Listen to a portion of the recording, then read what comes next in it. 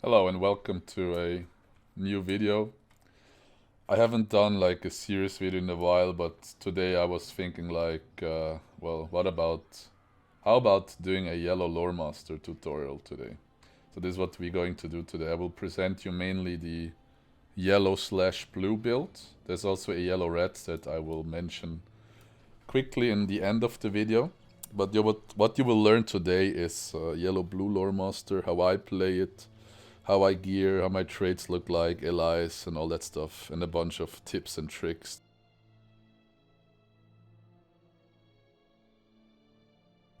We will first start off with the trades, and this is how it currently looks like.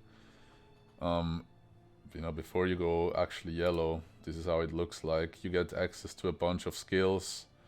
There's some mechanic that the next lightning skill after Ancient Craft and Baneflower will do more damage, or you do bonus damage if your next fire skill. But honestly, this is really this is not really worth to mention, honestly. But for consistency, I will. You will unlock the following passives. You will unlock Sticky Tar. You will unlock Storm Lore, Power Share, Root, Air Lore, Ancient Craft, and then Warding Knowledge. And if you actually trade, this will actually pop up. This is currently what build I'm running.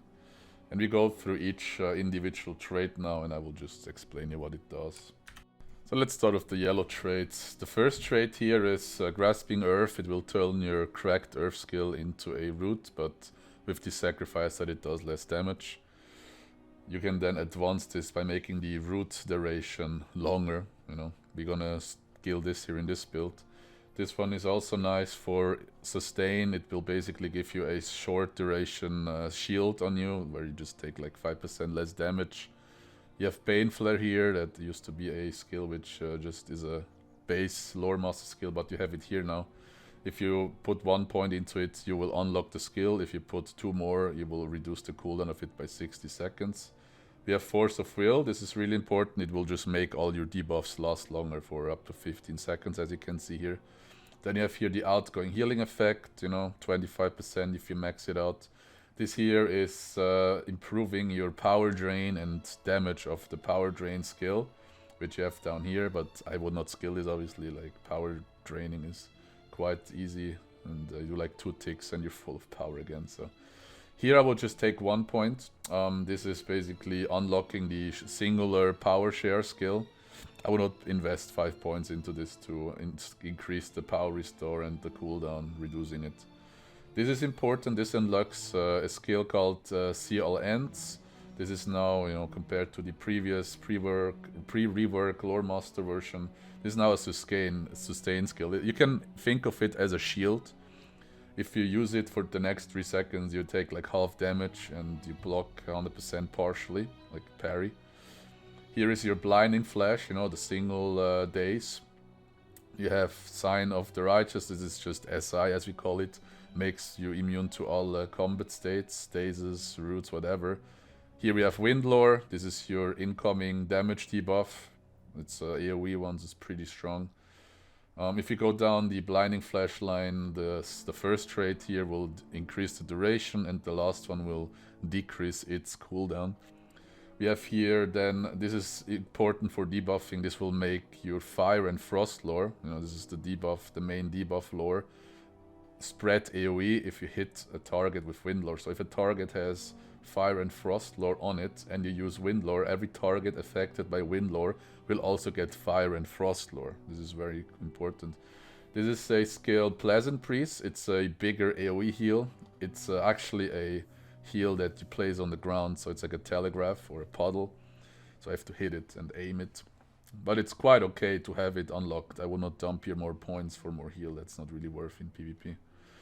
Here the stun duration increase obviously makes sense to have, for your stuns like Storm Lore, Test of Will. The grace period is very strong in PvP. That basically means that if you daze someone or root someone, there is an additional 3 seconds when they get hit and would get out of daze and root, that they're basically dazed and rooted for another 3 seconds. In PvP, of course, it's a bit adjusted by Audacity, like you have a lower stun and daze duration. Also, the grace period is affected by that, but in the end, it will make your daisies and roots way more potent. You have your Beacon of Hope. This is one of your main AoE heal skills. And then, you know, this is something you can only get in yellow. You have the Ancient Master skill, or basically Ancient Master mechanic. I will go into this in more detail after. It gives you a skill that, you know, I will explain later on. And you have Enfeeble, which is, well, as you can see, it makes the duration stronger of Ancient Craft and Knowledge of the Loremaster. In this build, we also go into blue, and mainly what I want to get from blue is sustain here. You know, that's why we go blue. Otherwise, you can go red and do some more damage. There's a bunch of filler points at the start. You know, for example, here Wizard's Sigil damage. You know, I guess I dump. You make the pet with this more robust. Gives the pet when you summon it like a small bubble. Makes sense because you will be pet swapping a bit in combat. This makes the pet summoning faster, which also makes sense, you know, so that you don't have to stand there and cast the pet summon for 2 seconds. And then you will unlock the following pets, the Bog Lurker, the Eagle, and the Lynx. They all have some benefits to them. This here will give you Retribution if you put 1 point into it. It's a immediate, so it's nice to cut animations with, but also gives you a stun, so it just gives you another CC in this you know, support spec. This is very important, you know, this is probably the most important one. Gives you mids, you know, a bit of moral. It's not as strong anymore, but you will get 2.5% mitigations if you dump all 6 points into it. This is also, they have nerfed this a bit, you know, and it's not really doing justice to the tooltip, but in theory, when your pet gets a critical hit, you should get healed by 10% of your max moral. But honestly, it's not really 10% of your max moral anymore. Like, for example, if I have 600k, I should get healed by 60, but in reality it's like 20k, so I'm not sure what's going on there. But you also have this one here. This is when you cast, it just basically makes you take less damage, and it also reflects back. And this is sometimes important, you know, because the Ancient Master mechanic requires crits, and this will just give you one more critical hit, but that you can cash out from. So this is basically the trades.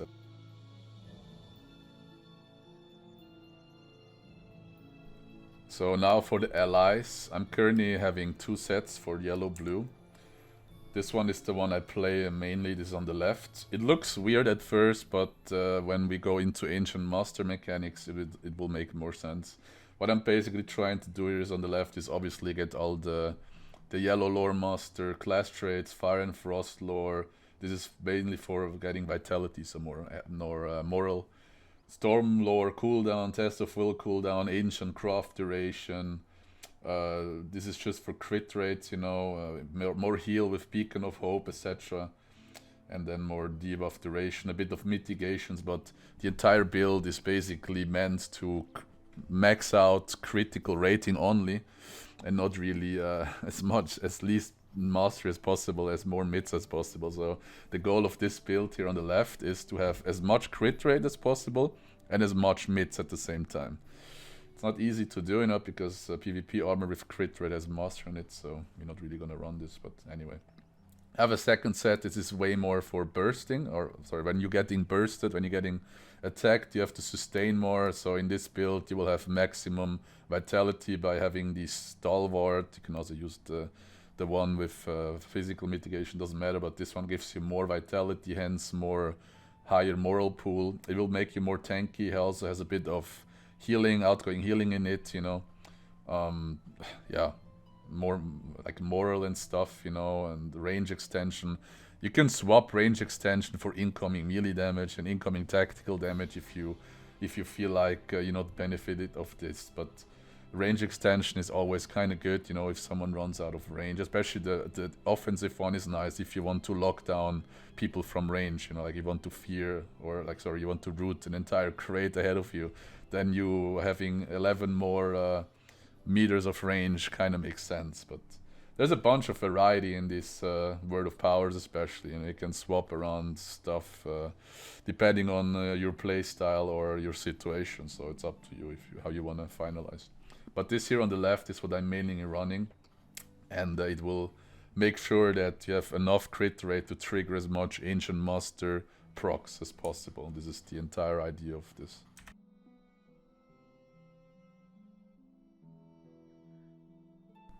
When it comes to virtues and gear, this is all now with the thought of playing the first set of allies that I showed you.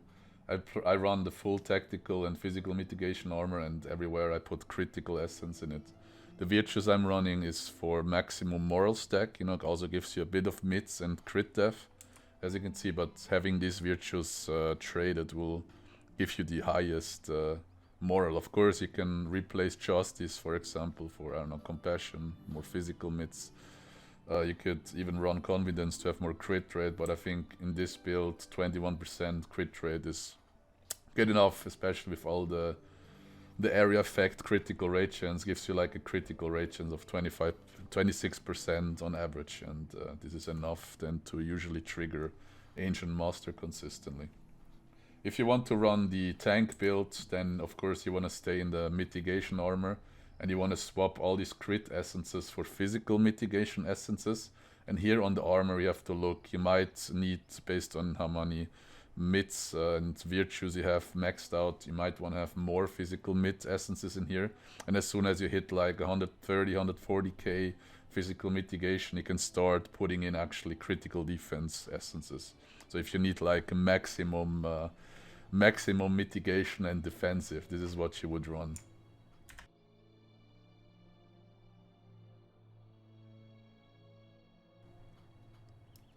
Alright, we will now go through each skill that you get with this build. I will just lose a few words, but we will go in detail then how these skills are used. You of course have your cleanse. This is important. It cleanses 3 effects from a target, 3 single cleanses. You have some pets. You have the bear, which we're not really gonna use. You have the raven. There is some use to the raven. You have the lynx. You have the spirit. This will be your main pet, you know. I will show you this after, but spirit is the pet you run 95% of the fight at the time. You have the eagle, has some good buff for the fellowship. That's why we have it. And then the bog guardian. Bog guardian is good because it has an offensive debuff that you can apply. The same goes for the sabertooth. The sabertooth also has a debuff you can put on the target for more incoming damage. But at the same time it will also apply it AoE if, you know, the pet actually survives in the process of running there and applying it. We have Gust of Wind, Cracked Earth. Gust of Wind is not really used in this spec or much, not really used much. Cracked Earth, this is a crucial part of your rotation, as I will show you then. Like, this is important to trigger crits on AoE targets for Ancient Master, and of course it roots targets, you know, so it's one of your main sources of CC. You have for immediate. I will also show you then what skills to cut is the most efficient. You have Burning Ember. This is important to put on the target. It's your class own mid-shred. You see it reduces tactical and physical mitigations. You don't need to do it if there is a red Loremaster, because it should be the job of the red Loremaster, but in case you don't have a red Loremaster, it's your job to apply it as well. This is from the blue line, the stun I mentioned. It's also an immediate, so you can cut animations. Here's a bunch of healing skills. Beacon of Hope. It's quite an interesting skill, you know, like you first have an initial heal of around 20k, as you can see, and then he puts a hot. The way how it works is that the target you focusing, it will apply these AoE effects into its fellowship. So it's not bound to your own fellowship. If you put this on someone, let's say you're in group 1 of your raid, and you put this on someone in group 2 of your raid, everyone in group 2 will get benefited from this effect, but nobody from group 1. So make sure that you target the right group in case you want to heal up a specific group.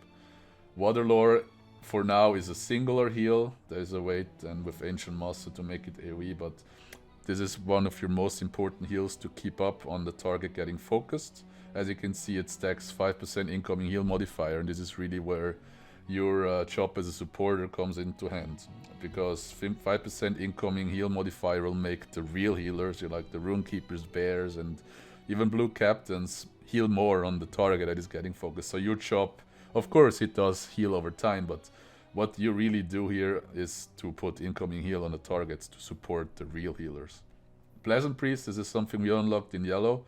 It's a big as you can see here, big AoE heal, but you have to target it, you know, like the range is like 6 meter radius, so it's around this distance around the target.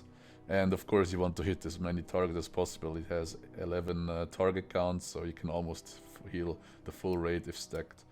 Then you have this here, Knowledge of the Loremaster. This used to be AoE, but now it's only a single debuff. Makes sense to put on like a strong Reaver, but you know, I would not count on it. Fire and Floss Drawer, this is the most important debuff that you have for sustain. You know, as you can see, it will make outgoing melee and range damage lower and tactical damage slightly more. Yeah, this is important to always keep up, especially on the melees. You know, the Meeletrains on BAs and Red Deafies. You know, so yeah. You have Windlore. This is your incoming damage debuff, and as we saw in the trades before, it will spread this Fire and Frost lore with on targets around the one you're targeting. You have Stormlord. This is a big like AoE stun. Looks like this. So everything around you will get stunned. Herblore is your main on command route. You know, while Cracked Earth has a delay of 3 seconds until you get someone rooted, Herblore will instantly root someone, and yeah, has also a bigger cooldown, as you can see. Airlore, this is can be okay, but you can only give this to someone in your fellowship, and basically what it does is there's a 50% chance to reduce someone's damage. It could be good, but this 50% chance just makes it not that great, but makes sense to use it on if someone gets focused in your group, honestly. Clever Escape is just your stun removal, CC removal. Wisdom is your big single target solo heal. This is a rest. This is something that is specific to what line you playing in yellow. It will reset Stormlord, Test of Will, and Airlore. But also, this is probably the most important about this skill. It will make you 10 seconds immune to getting interrupted or induction setback. You know, so if you get damaged and you're casting something, it will keep casting. You know, there's no interruption to that. You have this spell Corruption. This looks quite uninteresting for now. You know, it's just one effect. But actually, what this effect does is it will get modified depending on the pet you have out. So if you now have the Spirit pet out, it will turn into this version. If you have the Eagle out, it will turn into this version. If you have, let's say, the Bog Lurker out, some versions are the same, you know. It will turn into this version. Maybe also to mention is the Lynx version. It will turn into this version. As you can see, depending on the pet you have out, it will modify cooldown and effect, how many targets it will influence, how many effects it will remove, you know, but we will come to this in the Decorruption section. So I will close this here. Then we have the Power Drain skill. You know, if you're out of power at some point, you can quickly pop this, like 2-3 ticks and you're full of power actually. You have the single target power share. This makes sense to put on the heal room keeper. They usually use a lot of power for the heal rotation. You have Pain Flare. It's a 360 days around you on the 9 targets. Quite strong, you know, has 15-second days plus on top this grace period we talked about. Blinding Flash, this is your single target days. Has a long range, so if you chase down people, also with Herblore by the way, this is your best way to get someone stopped, you know. Test of Will, this is your strongest single target stun. Has quite a long animation, also cost to it, so makes sense to animation cut this. Then you have Ancient Master, we will come to this after. This is your main class mechanic, as well as Sticky Tar. Sticky Tar will apply the Minor Rend debuff. I will go into detail after what Minor Rend is actually, what that actually is, but all you need to know for now is it places this huge tar or this huge puddle on the ground, and everyone walking into it will be slowed 50% and receives these minus 10% tactical and minus 8% physical mitigation debuffs. Special is also that as soon as they leave the tar, they will still have the mitigation debuffs on them for another 45 seconds, and I will show you this in the other section, but this is very, very, very strong in PvP. You have the Fellowship Power Share. You have Ancient Craft. This is one of your cooldowns as well. This is your major shred, while Sticky Tar applies minor rend. the ancient craft applies major rent. This is a more stronger version. You can see it's 15 seconds for the first 10 seconds, and it tears down to minus 12.5%, which is still quite strong. Yeah, so basically hits 11 targets, 5-meter radius only. It's cleansable though, but I will go to this in detail after. And then this is your biggest sustain cooldown for the group. You know, sustain, what does it mean? You will make people die less, and what it does is you put this huge like ring on the ground, and everyone, even people outside your raider group, will get this effect, so they will basically take 30% less damage. You know, every damage number they receive will be multiplied by 0.7, so that basically means you take 30% less damage. It's huge if you're in a static fight, so you want to save this for keeps, or when you get pushed and you cannot really move around. Dash Strike is trash, we don't need this. Frost, Wizard Frost is a vanilla, like a base Loremaster skill. It's quite important to chase down a target, so sometimes it makes sense to keep spamming this. It's only 4 seconds slow, but the slow, you know, since you can apply it so much, even if they use like brand or so, it will instantly reapply. So if you chase down a target, I would recommend to spam this, of course, besides CCs. It's actually a pretty decent slow because you can use it so often. This is your motivation buff, gives you group 10% maximum moral and yourself too. Wizard Fire in yellow-blue is kind of trash. I don't even have this in my bar, to be honest. Wizard Spark is also kind of trash. It's with the Ancient Master mechanic, it turns into a bigger stun, but in my opinion, it is not worth to use an Ancient Master stack for this. Then you have your pet commands. You know, pets have their own unique skills, and you can trigger them by using one of these two skills. You have a minor one, which sets off a minor pet attack, and the major one, which sets off a bigger pet attack, and they have cooldowns. So when this one is on cooldown, you cannot set off a pet attack if you just swap it, for example, like in the past.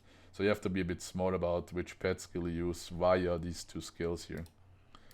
You have your SI. This puts stun immune on someone. You can also put it on yourself, you know, gives you the like this effect, you know, you will not get dazed, stunned, whatever. This mainly makes sense to put on the target that's getting focused, or on your main healer if they're getting harassed by a spider or a Defi. This one here is your self-sustain skill numero uno. It has a long duration of animation, but it's basically the 3 seconds that you get this immunity or incoming damage reduction is also the animation. So you basically stand there and cast something, but you take during this less damage. It's the skill you want to use when you're getting focused by reavers, BAs, etc. to negate some damage there, you know. I think that's all the skills that we have, right? The rest would be ratios, but I think that's all. So common skills, well, that's just track artifacts and shit. I guess we're gonna move on to the next section. Alright, let's move on to the section class mechanics, spec mechanics. What makes yellow Loremaster yellow, really, besides obviously CCs and heals and stuff? One of your main mechanics is the Ancient Master mechanics, and it is quite important because, as you can read here, I will not read it now in detail, but when you pop it, this skill especially, you will get something called the Ancient Master, and it will give you 5 stacks of it, as you can see. Ancient Master, 5 stacks. What it does, you now saw that in my bar a bunch of skills have changed, and they have this, I don't know what this is, like a rune symbol. Like, I think it's actually an hourglass, you know. But what it does is it makes all these skills doing something, and usually it is stronger. For example, Water Lore, which used to be now before that a single target heal, will now be fellowship wide in a 6-meter radius. So everything, including the incoming heal modifier, will be applied to the fellowship in 6 meters around the target. Your SI, your stun immunity skill, is now, instead of 15-second duration, is 35 seconds. Your Beacon of Hope is just healing a little bit more, you know, it's like 30% more heal. You know, like the tooltip was like 20%, the initial, and the dot was like 4k or so, but it's now like 30% more. You have your Wind Lore, and this one is quite interesting. Your Wind Lore now has way more targets, has 14 targets instead of 9. And also the incoming damage is now 7.5 instead of 5%. Important here to mention is that this 7.5 incoming damage will not get overwritten if you then use a regular Windlore without Ancient Master in it. So it will stay for 45 seconds on 7.5 incoming damage. You will not override it with the worse, the inferior version. Here we don't have a symbol, but the Fire and Frost Lore is now AoE. That's usually a single target skill, but now it's an AoE skill with 14 targets. Your Frost Lore, I guess Wizard Frost Signal also has 14 targets now and applies on top of the slow the 30% all skill inductions. So this is okay to put on like BAs and stuff, but honestly what I like about this version the most is just it's a 14 target 30% slow, so you can slow a whole river pack with this, you know. Then as I mentioned before quickly, Wizard Spark is now a stun. I don't think this is too much not worth to mention. We have See All Ends. This is your, as we mentioned, sustain skill. Instead of 4.5, it's now 0.1, so you basically take no damage. You take like 10% damage now only when you have this cute. You also have Air Lord. This is absolutely trash. It will just add this bubble, as you can see here. Like, don't even use this. Like, it's absolute garbage. And you also have Gust of Wind. It will apply the Brittle Frost effect. Brittle Frost, as you can see, increases incoming melee crit chance. But to mention here is this should not be your chop in yellow. This is an effect that also the Red Loremaster applies. If you have a Red Loremaster, it should be their job to apply this effect because they literally do it with 2 skills. Do not waste Ancient Master on this, please. Alright. You also have this here, Burning Ember. You know, this is now an AoE skill. You can see 14 targets with 5 meter radius. And here, interesting is that, you know, on all these AoE targets you hit, you will apply this tactical mitigation and physical mitigation debuff. But this is also the job of the Red Loremaster, so do not spend Ancient Master stacks on this. The skills that you want to use most of the time is Water Lore, Beacon for a bit more heal, Sign of the SI, and of course your lores. Like, those are probably the most important skills you want to use. You can also use sometimes Wizard Frost if you want to slow the reavers, and if you want to not die, you get focus, you have an Ancient Master stack, then you are gonna use this one, of course. These are the most important ones. Now, how does it work? Every time you use a skill, it will take away one of these charges. Now, since I was out of combat, it took away all of my charges, but it's fine. It now applied this stronger Windlore. As you can see, if I use Windlore again, it is still 7.5%, so you're not gonna override stuff. There is another mechanic called Stored Power, and this is where the crit chance comes into play. This is why I have tried to put so much AoE crit chance on my weapon and my stats and everything. Every time you crit with anything, you know, like an AoE skill, or a single target skill as well. Every time you crit, you will stack up one of this stored power. You know, it even works with Windlore. Windlore can also crit, basically, so Windlore is something you should keep on cooldown, honestly. Every time everything hit by Windlore crits, it will give me another stack of this stored power.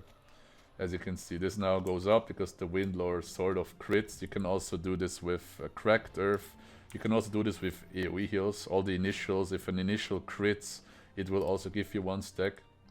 Of course, it can also work with just single target skills, but important here is to mention, as soon as you hit 6 of this stored power, you will get 1 Ancient Master stack, and then it's up to you what to do with it, you know.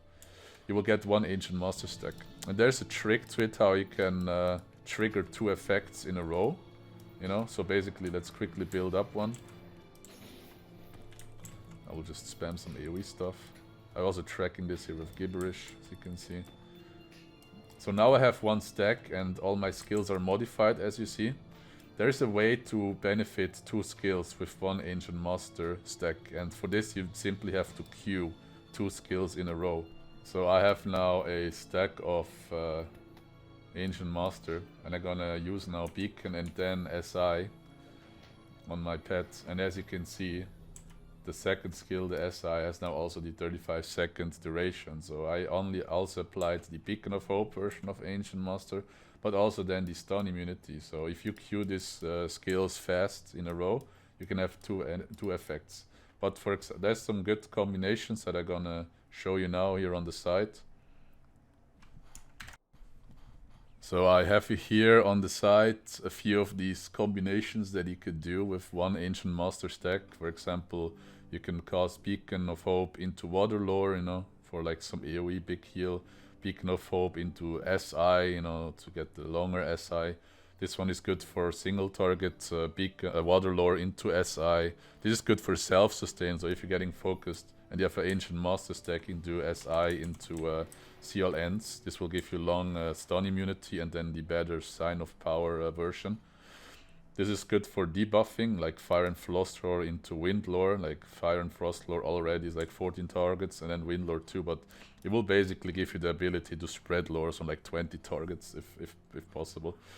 And I don't know, maybe this this combo, Burning Embers into Wind Lore, this will give 14 targets the tactical physical mitigation debuff, and then you also put like the better Wind Lore on them. But you know, the combinations are, there's a lot of combinations, you know, just make sure that the second cost is, the second skill is not a cost, otherwise it doesn't work. It has to be some instant skill without the cost to it.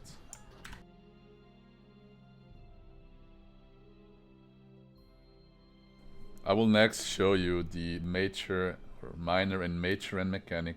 Minor and major end is a Lotro mechanic which is shared by the yellow hunter, yellow burglar, and yellow loremaster. Each of these specs has a skill that applies a minor end and a major end.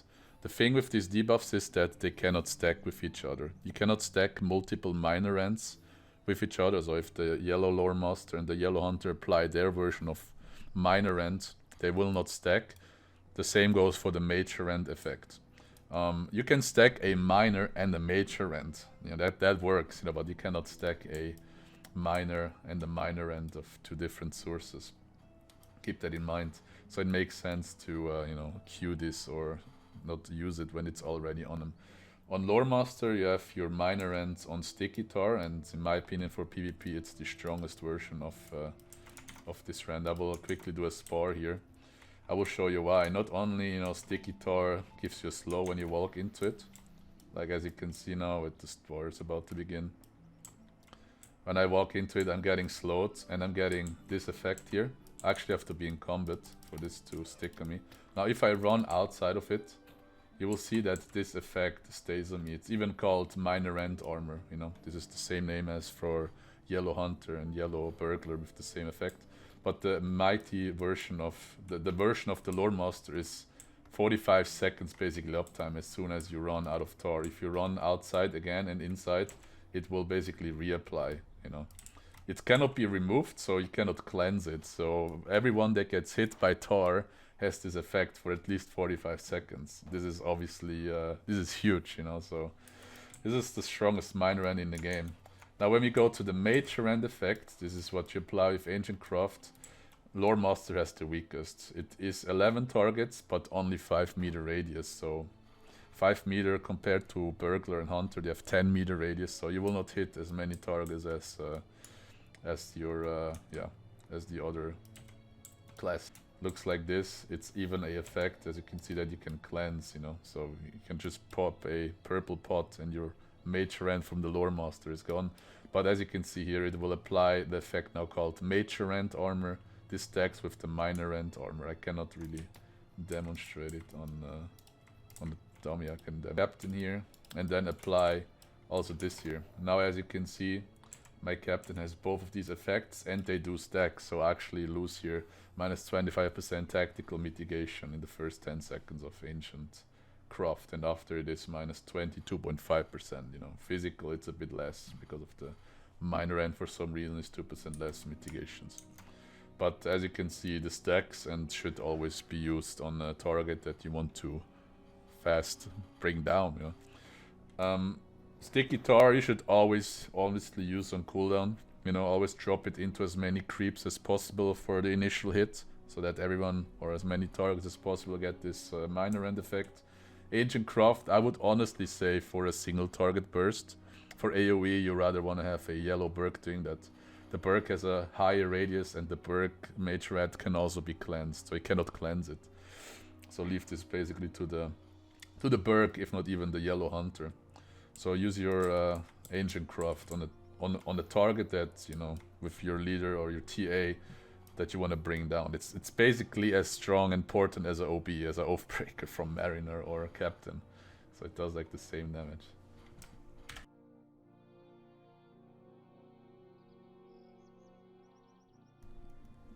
Alright, I yapped now a lot about traits, skills, gear and all that stuff. Again, about spec mechanics. We now move on to tips and tricks, so like specific smaller details that you can do. And for that I want to introduce you first to tooltips. You know, when you hover above a skill, above an enemy, an NPC, whatever, even your weapon, even an item in the inventory, you can actually detach and make this so-called tooltip permanently. For this you need a keybind, and you go into the key mappings and just put tool tip, I guess, in English. I don't know what it's in other languages of the game, but I have this map to H, so every time I hover over someone and press H, it will detach their tooltip, as we call it, and you can then move it around. What it does is, if I tooltip, for example, my captain and click this window, I can instantly target back on it. This is important because this is what you will need to do to lock down some targets in a fight, you know, so that even if you switch target or if you go heal an ally or something, you can just simply click this thing you summoned, this tooltip, and then go back on the target you mainly want to pay attention to. This is tooltipping. There's also a trick in the tooltip delay. It should be in here in UI settings. You can just put delay, and I will put this to 0. That basically means that as soon as you hover above something, there is no delay of this thing to pop off. In a real fight, it's sometimes challenging to get the tooltip because people will be moving around, you know. So basically what you do is you try to, you know, hover it and just spam your tooltip key, you know, until you have the person tooltipped. If you want to tooltip a specific Reaver, for example, or a War Leader or so, and if they're moving around, it's hard, you know, especially if there's other targets and stuff around it. But this is tooltipping.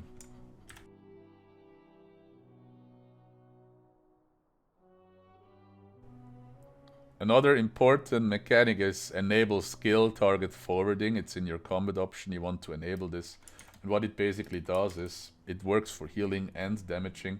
For example, if I target, like, I don't know, my captain, and the captain is targeting a damaging target, and I start using damage skills, I will start attacking their target. In that case, the dummy, as you can see. This is sometimes much easier than, you know, in a raid where you have like a target assist window, and you have to always go with your mouse manually and click the target. Sometimes, when you have a lot of intuition as well, it makes sense to just have the target assist directly targeted and start spamming your rotation on the target, you know.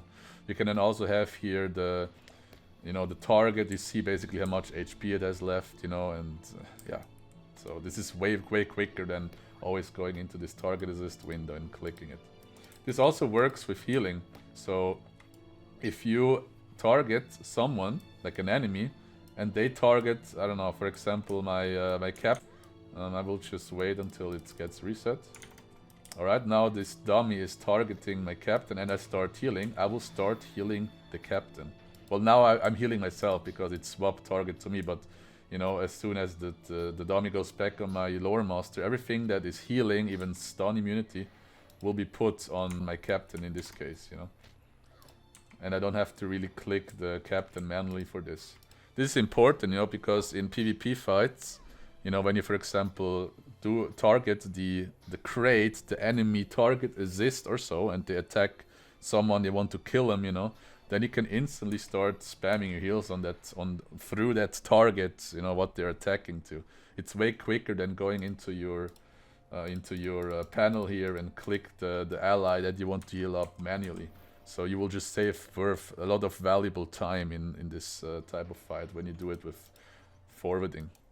This is forwarding, another mechanic you should honestly turn on. It's quite important.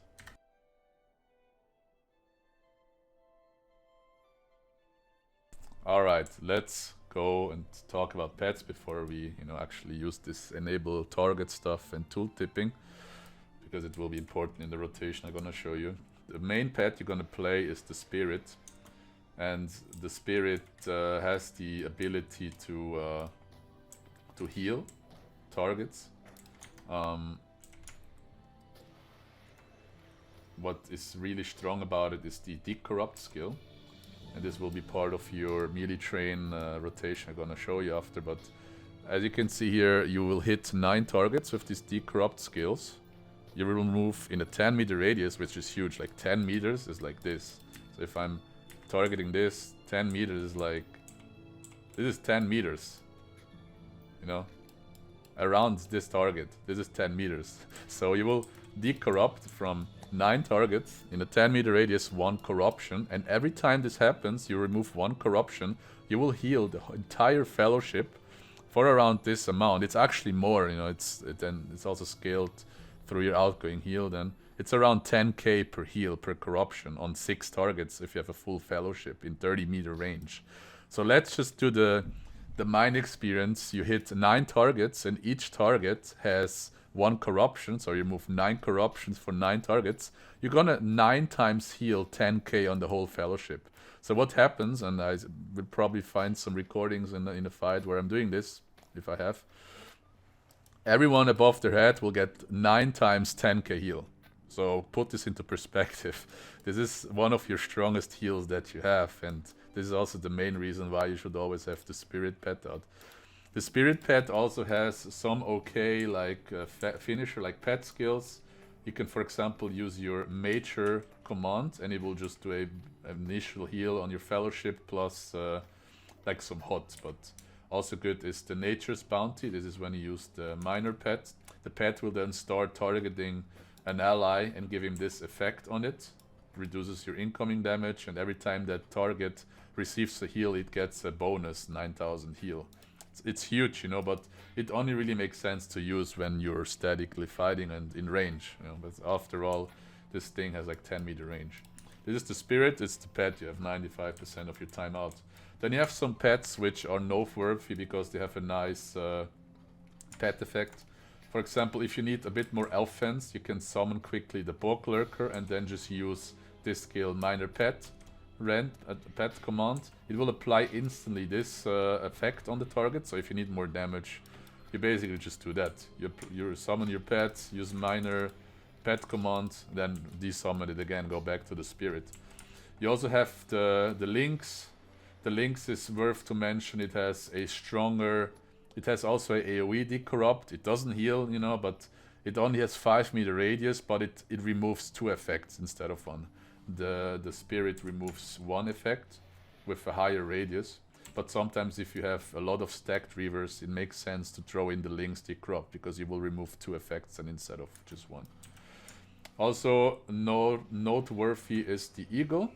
If you use on the Eagle the minor pet command, the eagle will go to the target and give your whole fellowship in range this effect. 45 seconds, minus 2% incoming damage, and bonus hope. Makes sense sometimes in like a keep or in like Dargazok where people have more dread.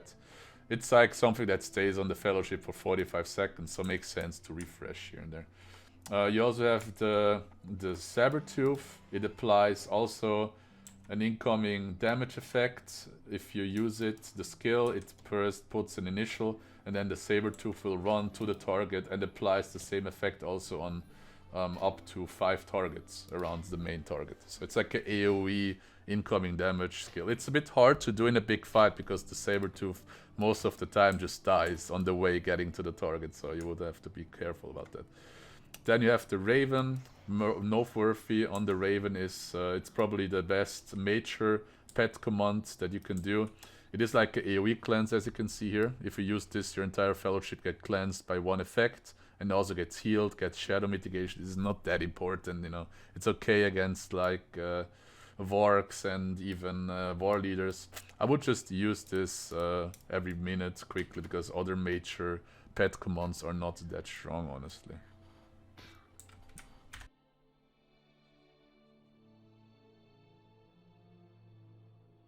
Alright, now that you know about the pets, about your skills, about tooltipping and skill forwarding, we can now go to the main shop and the main stuff you will do in this spec on Loremaster. And this will quite take you some patience when you start a fight. What you want to do most of the time in a fight, when you fight the crate with a lot of melees, this is where you will shine, by the way. If the enemy crate has a Meeletrain, as I call it, this is a pack of Reavers, Wargs, DPS war leaders, sometimes even spiders, sometimes heal war leaders that just go into shield bash and stuff. If you just have a lot of stacked targets, mainly a Reaver train or so, then this is the time where you will shine. What you will do then is you will find ideally the TA Reaver, usually a TA like target assist is the Reaver. You will find this guy and you will tooltip him. It is also fine if you tooltip any other Reaver. It's just important that you tooltip someone that has a lot of people around him, you know, or around them, you know, like the one guy you want to target is the guy that has all the other creeps around him, you know. Now that you have your target tooltipped, you will then start with skill forwarding using this rotation about every 10 to 15 seconds on this target, on this Reaver ideally. This rotation will ensure that the Reavers get rooted like every time you do that. Like they will get stopped for a second or so, which can be huge if they chase down a target of you like an ally they're focusing. It will reapply Fire and Frost Lore, by the way. If the target already has Fire and Frost Lore on it, you can of course skip this, but sometimes they cleanse it, so you want to reapply it. You will then do Wind Lore, which then spreads these lores around the target, so all the other Reavers have it as well again. You will have the Spirit Pet out, do the Decorrupt skill, and decorrupt all these Reavers and Varks and whatever, and heal your party depending on how many decorruptions you did. And then you move on to healing. Through the Reaver you're targeting, through your tooltip, you start healing the targets they're actually focusing. With Beacon, with Water Lore, and then at the end, situationally, you can even throw in a Cure or a SI.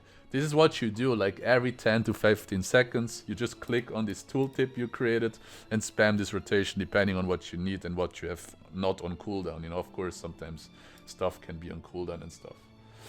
Yeah, this is like 60% of your chop, and it has so much impact, you know, like just debuffing the Reavers already with this thing here will drastically decrease their damage. Slowing them, stopping them with a cracked earth is already like a lot of sustain. Like if they get stopped for a second, it's huge, you know, like if they miss an impale from that, it's huge. If you decorrupt them and heal your party, like let's say you hit 5 Reavers, they all have a corruption, you know, your whole party gets healed by 50k every time you do that, you know, and also you remove their corruption, which gives them more damage. So this is honestly the most important thing you should be doing on Loremaster. If you're not doing this, you're just trolling, honestly. Of course, here to add, you know, this is just a rotation you can do basically all the time. To add this also, you know, make sure you slow them with Sticky Tar, make sure that you throw in Ancient Craft if you want to AoE them. Make sure that sometimes you can even go in there with a Stormlord to stop them. You can go in there, do a Bane Flare to stop them. This is just like the base of the rotation, you know. Make sure that you use Pleasant Breeze on your target eventually if it needs more heal. But you know, obviously it all comes down to intuition and just experience what else you're gonna throw into this rotation. But this is like the easiest way to get most of your class mechanics or jobs done in one simple way.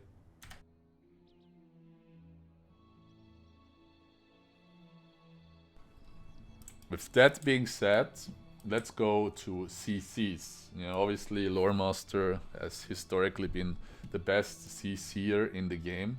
It has a ton of stuns, stasis, and roots, as we saw in the skill introduction. I will just tooltip them right now, you know, now that we all know what tooltipping is, you know. This is all of the CCs you have. You even get a bonus stun I give you in this build from blue. We have these stuns. On the left we have dazes. We have roots on the right side. I'm not sure if I'm forgetting something. What do I forget here? Well, technically this one, but you know, we're just gonna drop it. You're not gonna use that, please. But you have, like, as you can see, man, you have like, what is this, 7 CCs, and some of them are like super low cooldown, like Cracked Earth, you know, hits 9 targets, and it's a 30-second root in theory, 30% break chance. You have a lot of CCs, and besides tooltipping a Reaver, what you should also be doing is tooltipping like a heal war leader. Let's say the light dummy is the heal war leader, and then just place it nicely. Take your time with this tooltipping, you know, like you're investing here into a long fight. So if you tooltip for like 10-15 seconds, it's fine, you know, it's absolutely fine if you get the right tooltips. But in the end, you should tooltip like a Reaver, you know, like for the Meeletrain, and you should tooltip at least one healer. You can also tooltip multiple healers. Like I usually tooltip 3 because I have a combo. I'm not going to show you how I can lock down 3 healers in like 1 second. It requires a lot of the skills and timing, but we will just stick to 1 now, of course. Basically what you do outside, after you have spammed this Meeletrain rotation, we will go move on, do other things. You will go move on CCing healers, CCing even, again, the Meeletrain if you see like that they're having success chasing down the target and damaging it. But mainly what you will do is to support, kill someone, you know, kill like other creep players, is you will lock down a healer while your group is bursting onto another creep.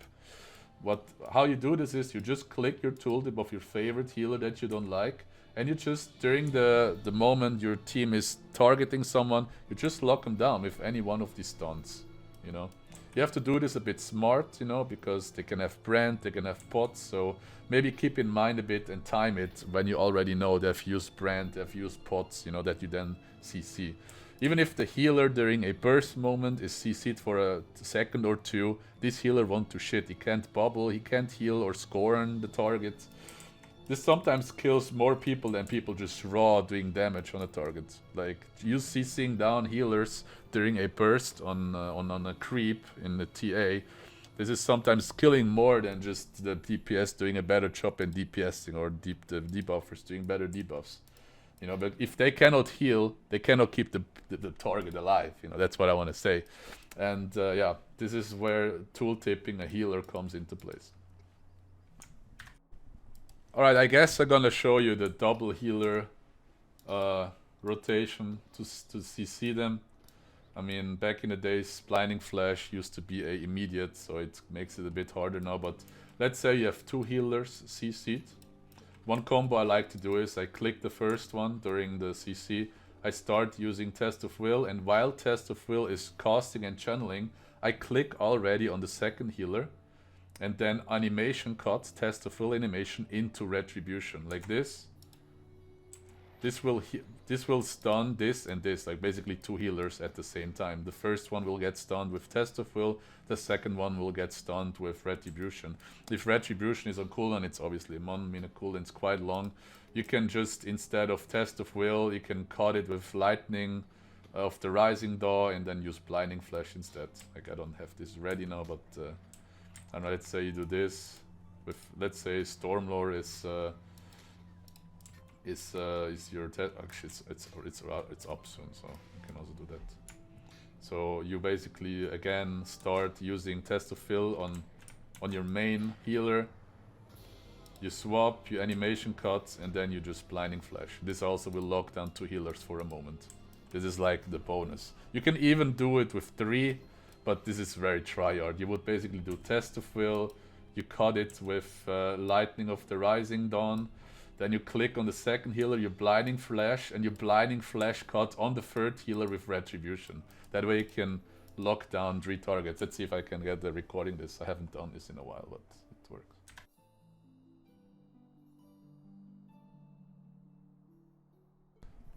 Anyway, let's switch to healing. Like heal rotation, you know, healing in general, you have already very well done in this rotation. Like this should more or less keep it on cooldown.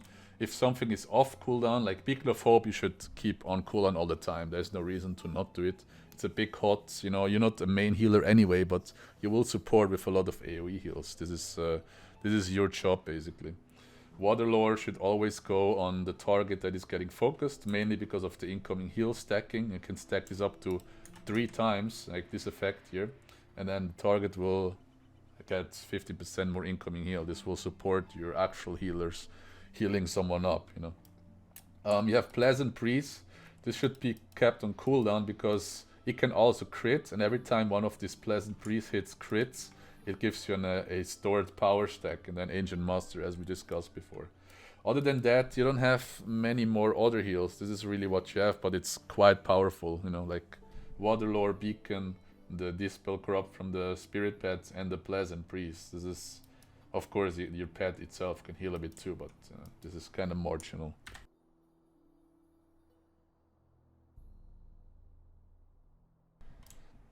Alright, I will quickly also go through Decorrupt. We already had this in the pet section. I will just quickly show you the two most Decorrupt skills. It's basically AoE. You don't have a strong single target corrupt anymore. You have like on the Bog Lurker, you have basically these three AoE decorrupts. You have on the Bog Lurker, it's just a huge radius 15 meters. You lose the heal. Then you go to the Spirit, you lose 5-meter radius, but you add a heal. And for the Lynx, you lose another 5-meter radius, but instead of healing, you will then remove 2 corruptions. So, as I've said, in this rotation, we assume that you do it on the Spirit because of the heal and the AoE and the range and all that. So this is basically your main decorrupt. Use it on the Spirit pet basically. I don't think the other decorrupts are that strong. You have also this Raven one. Basically what it does, I think it removes 1 corruption every like 2 seconds or so, and in total like 3, but it's too slow for PvP. I would just stick to the pet. There's other classes that have better single target decorrupts like Brawler or I think Runekeeper. Yeah.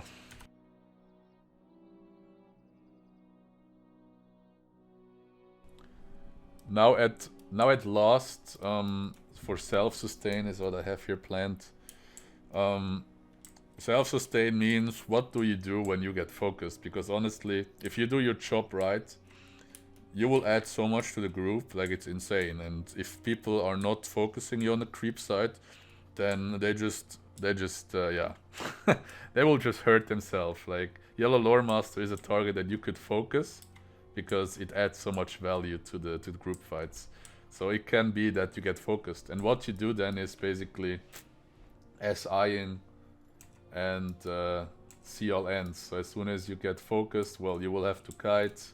Your builds has some mitigations, but this is what you will use, some cooldown. See all ends. You can also pop Ancient Master if it's really tough, and see all ends then with Ancient Master stack. This will make it even more potent.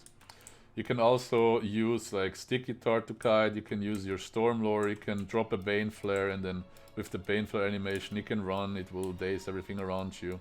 Use your brand, Waterlore yourself. Basically everything that you would do on another target getting focused, you know. Plus this is obviously a self skill. So this is your self-sustain, or just play a River Hobbit and just lay down, you know. That's the alternative. This will keep you safe every 30 minutes.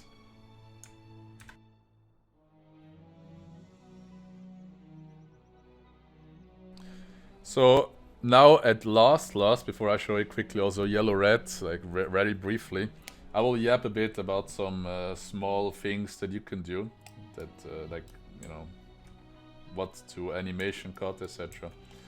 You have on Loremaster the so-called parable item. It's the class consumable.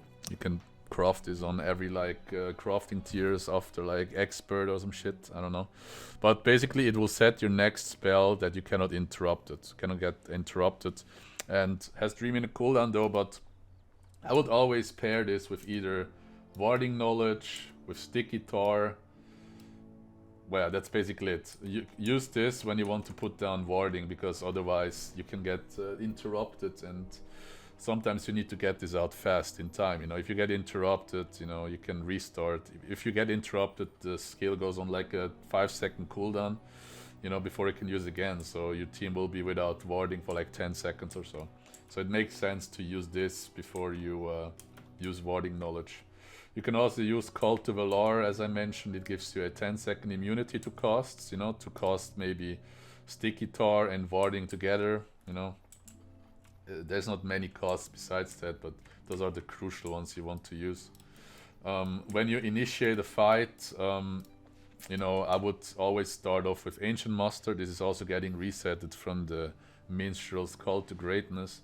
And your first priority should be debuffing as many as possible. So the rotation should be something like this. Put Fire and Frost Lord, that will 1 stack each. And then at next you can start buffing up or healing up your group by Beacon of Hope, Waterlore someone, and then towards the end with the last stack, you can maybe move on to, like, I don't know, put a Wizard Frost on the Reavers or something, or just wait until you have Waterlore ready again. So you can maybe start off with Waterlore, put all of this stuff first, and then at the end, Waterlore might be up again. You can Waterlore again, another team or a whole team. Also, what you can do is, the Ancient Master, when you use it, I have this on for quite a while now. When you start like grouping and going before into a fight, use Ancient Master as soon as you start like going from GB, for example. What happens is that you will always have 1 stack of Ancient Master of you, even out of combat. What happens is when you're out of combat is that every stack above 1 will get removed out of combat, but 1 stack will always be on you, which means that as soon as you go into the fight, you have at least 1 stack. So you can basically have 6 stacks. You know, like you go into the fight, use your first skill, then pop Ancient Master and get another 5 stacks. So run around with this 1 stack and before you fight, if you know what I mean. Just pre-pop it.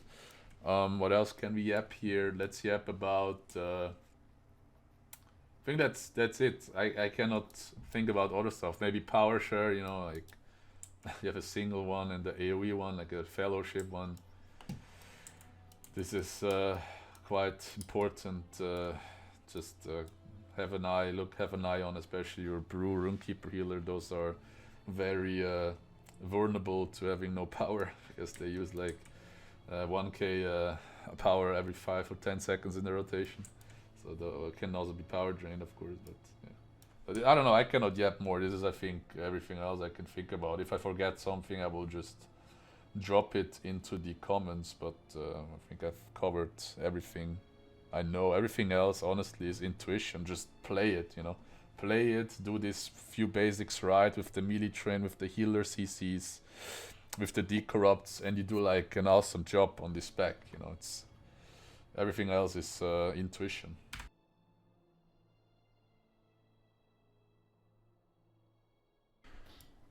Just for consistency, I will also quickly show you yellow-red. This is a very niche build. You will be giga squishy, like you will actually run Mastery Gear full with crit essences.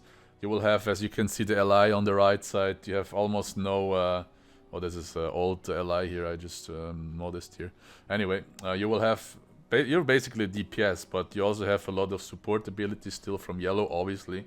You're gonna miss a few pets, you know, but you still will have the Spirit Pet. You will still have the Lynx. You can also do an offensive debuff. You will have still the lures and heals and stuff, you know, but what you will gain is the ability to spread embers with Gust of Wind. So you can basically then in this spec also spread out tier 3 embers on the target, you know, like this. You have to queue this and then stack up embers on the target. You also have Lightning Storm. This is probably your biggest source of damage, you know. Makes sense to throw this in when the other red Loremasters throw in their Lightning Storm. Like your Lightning Storm is only doing like 15% less damage than in the red line, so it's still a huge AoE burst skill, you know, on 9 targets. It's huge, you know. The only time where red Loremaster is a bit stronger is when they use Nature's Fury and get an additional like 50% fire lightning type damage. But it is basically yellow-red, and you want to play this when sustain is absolutely given, you know, like when you know that you will survive if you get focused, you know, and as well as when there is a tight melee pack, because otherwise it really doesn't make sense to do it. Everything you have heard in this guide still applies to, you know, yellow-red, but your Reaver rotation will be a bit different. You will also apply Burning Embers if there's no Burning End on the target. If there is, you can skip it. But for sure you have to use Gust of Wind, you know, to spread the already existing Burning Embers around your main tooltip target, you know. So this is basically a bit of an adjusted rotation. So you will shine in this build when people are stacked on the other side. If there's a Meeletrain and your gust of wind, which unfortunately only has 5-meter radius, hits as many targets as possible. Like if you can keep up a tier 3 Ember on the Reaver, you can expect like 20-30k DPS just from searing embers. Like it's ridiculous. On top of that, something I didn't mention because it wasn't really useful, your Ancient Master also adjusts your Wizard Fire. And your Wizard Fire will become a insane dot. Like this dot can have like the tooltip of a lynx basically if you have buffs from the group on you, like 60-70k every 2 seconds. So if you proc Ancient Master in yellow-red, you can sometimes even support with Wizard Fire as a dot on a single target. This will give you some single target ability basically to do. So keep that in mind. You also want to use Burning Ember sometimes, you know, because it hits 14 targets, so you will just spam your, you will just spread your Ember even more efficiently. You can even pop Ancient Master from the start and just spam 3 Embers in a row or so, you know, to pop like, yeah, more Embers on the crate. So I mean, this is basically it. This is my yellow blue / yellow red Loremaster tutorial. And it's quite a long video. I think it will be like almost an hour. I think I just yapped here. But you know, I mean, I'm pretty sure this if you watch this tutorial and take notes, you will enjoy playing this. It's actually a fun spec if you see all the Reavers just getting locked down by roots and slows, and you're healing up. Like you see like a wall of text above your head after you decorrupt into a Reaver pack with the Spirit Pet. You see all these big green numbers above everyone's head. It's quite a funny spec, you know, and it's probably the strongest support spec in the game currently. So if you have a raid and there's no yellow Loremaster, well, maybe you should swap to it now with this knowledge from this video. This is personally my main spec since I mean, I've been playing Loremaster since the beta, and I've always enjoyed the supportive aspect on it. Like the damage was always nice, going red and all that, but yellow Loremaster is what I have been at heart for PvP in the last 5-6 years now, or I don't know, when I came back like 4 or 5 years ago.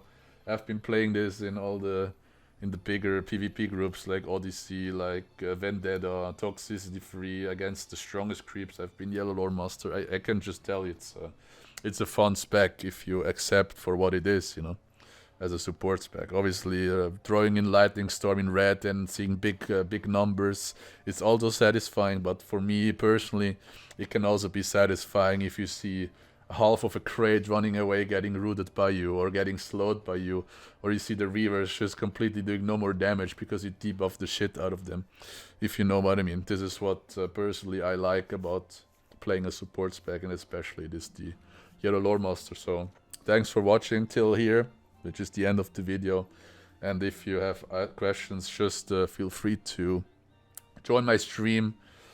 I haven't been playing yellow in a while because I'm usually doing the brawler now, you know. It's not the spec you want to run as target assist or leader of a free parade, unfortunately, but eventually I will join other freights and just play a bit of some yellow again, you know. So thanks for watching, have a nice day, see you next time.